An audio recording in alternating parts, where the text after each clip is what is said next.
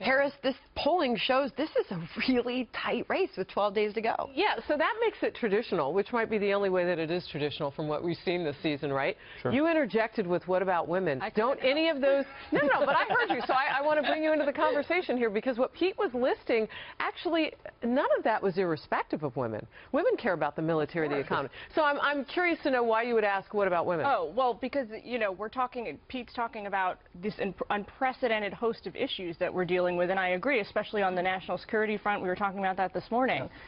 But how do you reconcile yourself? This is a question I've asked of myself and my girlfriends. How do you reconcile, forget about the tape even from 2 years ago, how do you reconcile his attitude towards women with all of these other issues? I think a lot of people aren't realizing this yet. Terrorism is a women's issue.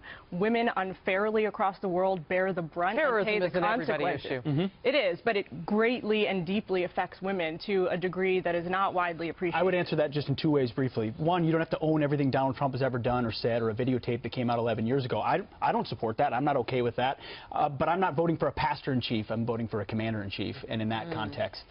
but doesn't his attitudes towards half of the American population factor into his ability to lead the nation? I also look to other women that are are around him that have said, hey, he conducts himself professionally, and obviously he's made mistakes, and we've seen those on full display, but that doesn't have to be the full content.